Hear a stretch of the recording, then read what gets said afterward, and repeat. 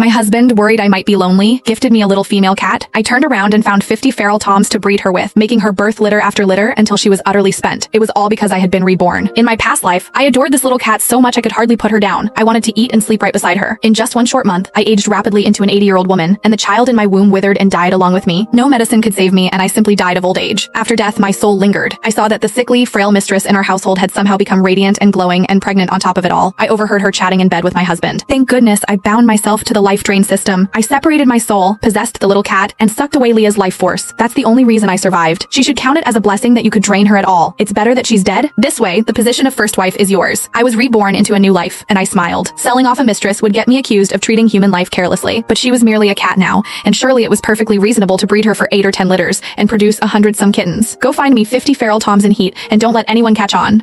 I gripped the hand of my personal maid, Ember Smeeth, and gave her my orders. The cat had just been brought to my chambers. The other maids were fawning over it like it was the most precious thing they had ever seen, crowding around and cooing. Ms. Linton is truly so kind-hearted. She's practically on her deathbed with her illness, and yet she still thinks of you, my lady. She even asked Mr. Hughes to find you a cat. Exactly. If Ms. Linton hadn't suggested it, would Mr. Hughes have even thought of you? The cat climbed right onto my pregnant belly, then deliberately pressed down hard with its paws a few times. A cold, vicious glint flashed in the corners of its eyes. A chill ran through me instantly. In my past life, Jocelyn Linton had bound herself to the life drain system and possessed this very cat. She had clung to my side day and night, draining my lifespan dry and killing my unborn child. Everyone around me gushed over how adorable the little cat was, but I flung it away from me as if I had been shocked. In my previous life, this cat was sent into my chambers, and I poured my heart into caring for it. I ate and slept right beside it. Yet the very next morning, I woke up to find several strands of white hair on my head. By the 3rd day, my skin began to sag. By the 4th, my eyes started to cloud over. By the 20th day, my body had aged so severely that it could no longer sustain the child inside me. The baby in my womb became a corpse. The miscarriage alone nearly killed me. Before the month was out, I had withered into an old woman and died in my sickbed. At the time, I thought I had caught some strange disease. I searched the land for the finest physicians, but none of them could find an answer. It was only later that I learned the truth. It was Jocelyn's life drain system all along. My lady, this is Miss Linton's kind gesture. Why don't you give the little cat a name? The maids urged me on. A sly gleam flickered in their eyes. They still took me for the same naive fool from my past life, the clueless wife who did not know what jealousy was. I simply curved my lips into a smile, leaned back against the chaise, and spoke lazily. It's just a cat, a worthless little life. Since Jocelyn sent it, it will take her name. From now on, she'll be called Josie the Wretched Cat. The moment those words left my mouth, the cat I had tossed to the floor puffed up its fur. A vicious hiss rose from its throat, claws out, lunging toward me with pure hatred in its eyes. Jocelyn is practically dying, and you give the cat a name like that to humiliate her? Leah Gilbert, you've gone too far. A tall figure strode into the room. Edmund Hughes furrowed his brow slightly and pulled Josie protectively behind him. The maids put on a show of outrage as well. My lady, Miss Linton thought of you even from her sickbed and went out of her way to find this cat to keep you company. And this is the thanks she gets. Ms. Linton is nothing but gentle and kind. Yet some people are so jealous they can't even tolerate a cat. If I were my lady, I'd worry about the karma. I looked up at all